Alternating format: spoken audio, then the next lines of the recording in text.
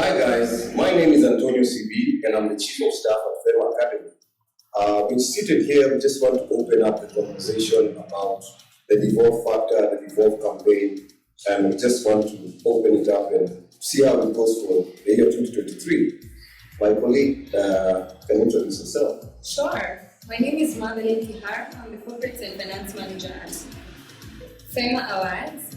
And we are super excited for this exposition because it gets to bring out what the different cultures are and how that relates to the art industry. I love it. Yeah, let's do it. Let's do it, right? Let's do it. Okay.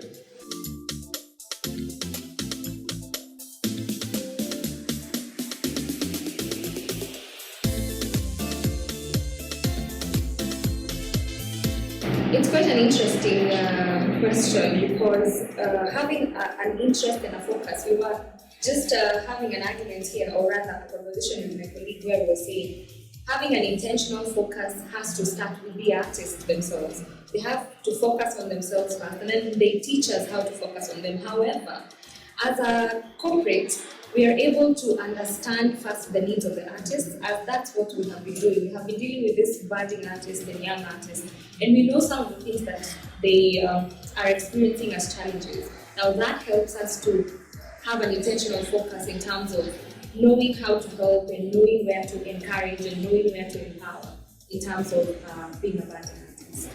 Wow, that's an interesting way of looking at it. I think what I'd say in regards to that is intentionality as a corporate, as the FEMA Academy, also entails looking for the artists, because these are fresh artists. Some of them don't even know how to go to the studio or to record, what to do when they've already recorded their music. So intentionality in terms of us as a corporate, as a FEMA Academy, is to go there, is to look for them. Because sometimes you have to push them so that they can push themselves. I think that's what I'd say as a sort of intentional focus on the artist.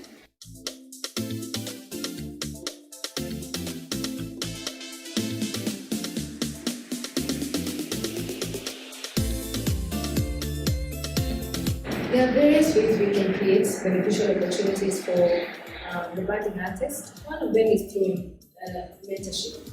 I mean, mentorship never goes out of fashion in any industry because where there's knowledge, there's power.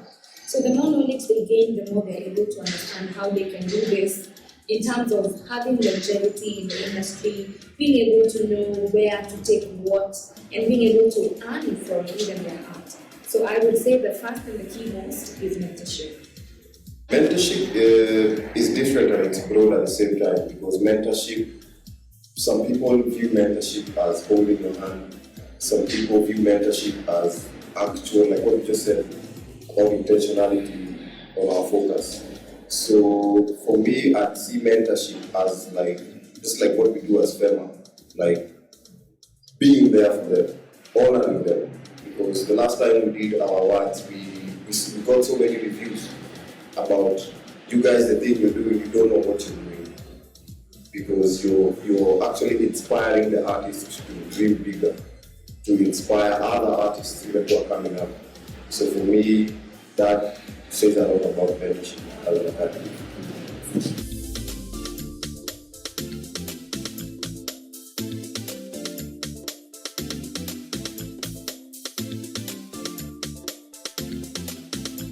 I mean, instilling is also a good word to use, given that it's something you're able to teach somebody to be.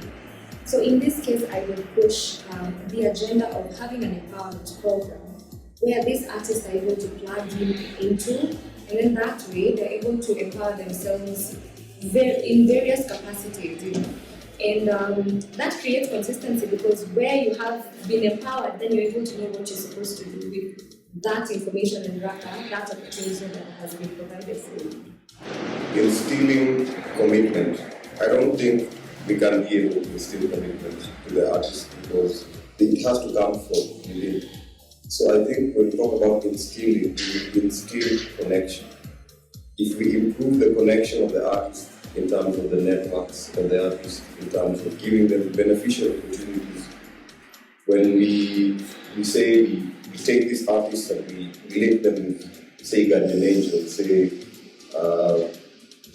meet the president as a DJ that has been on the front line in just supporting artists. That link is the only way we can instill the connection with them. When we talk about its commitment, connection, and consistency, consistency, like we said, has to come from the artist. I think that would be my 2 cents.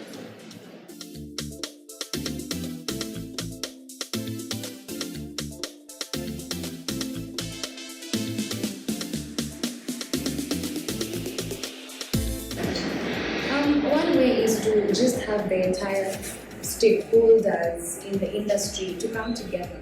That would mean government agencies that are in charge of these talents. I was very impressed when I saw Talent Vela coming up during the tenure of the former. He's still there. I mean, it gives hope for the industry that the government is actually interested in the matters that bother the artists. So one would be let all stakeholders, that includes private agencies, government agencies, and even private entities, private arts like ourselves. We come together and then we're able to create an environment for these artists to thrive. I think I'm more passionate about that question because this is our fourth annual FEMA Awards, and we're still calling on them. Personally, I'm calling out the government or calling on the government to support the creative industry, especially the gospel creative industry, because this is an industry that is inspired differently from the gospel. And we would like the government to hold our hands. We're doing our part as an academy, but we want the government to plug in to provide resources, because when we have resources, we can do much more. So I think that would be the first step towards positive and remarkable even progression.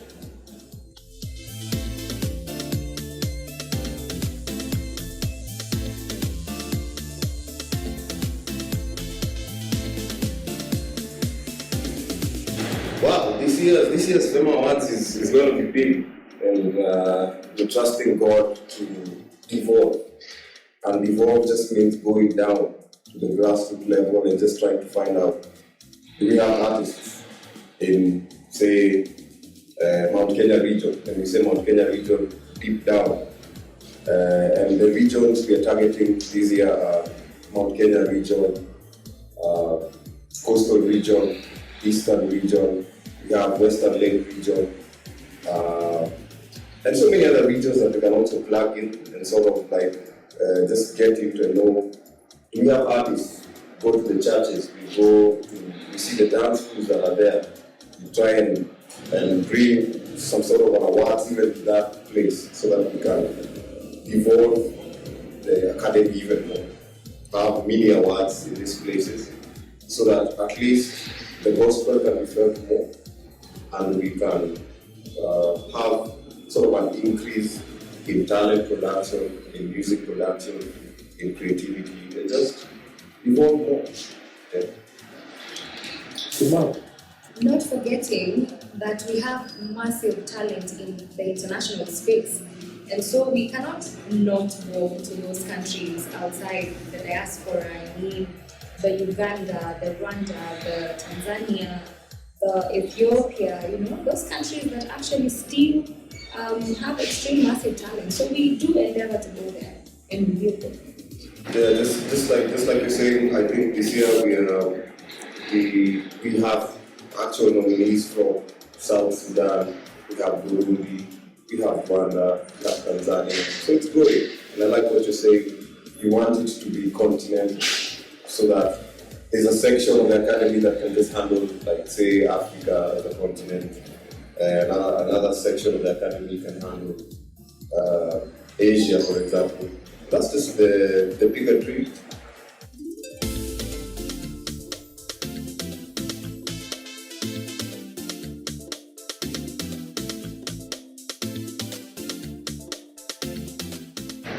One is to ensure that we create that consistency that we're from talking about. We do not want to see artists, budding and then we no longer hear about them. We don't know where they went. We don't know what happened to their lives. We want to be able to show that there's sustainability in the art industry and mostly in the gospel industry, that they're able to actually create that consistency which creates sustainability in their lives, and that people can actually become who they actually want to be in the industry and even in the future. Wow.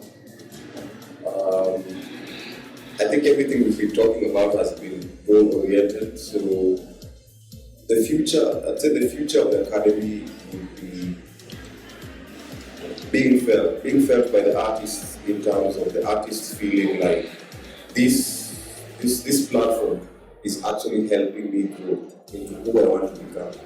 I like what the president says. He says, we are here to make dreams turn into reality. So if at a point the artist feels like I was nominated for this year's FEMA award, and that nomination in itself gave me some form of even victory in a sense, or it gave me some form of value, it gave me inspiration to do better. I think that would be, as the chief of staff, I'd say that would be our goal. That would be our future goal.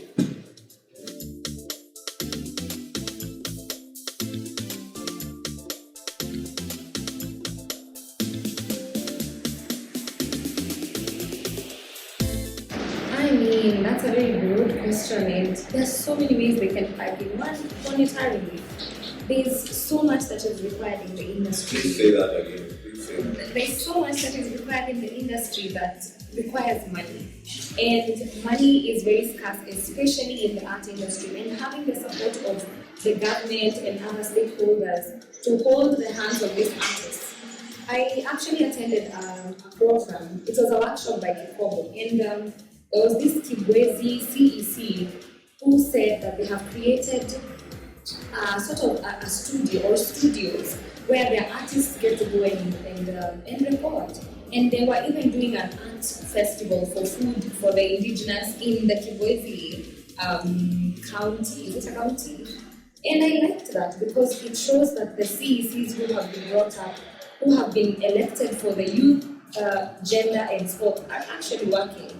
We are hoping to see more of that in the various counties, and we're hoping that the national government can plug in programs like FEMA, because we are raising these budding artists to become the next big thing in the future, and we would want them to be able to sustain their lives.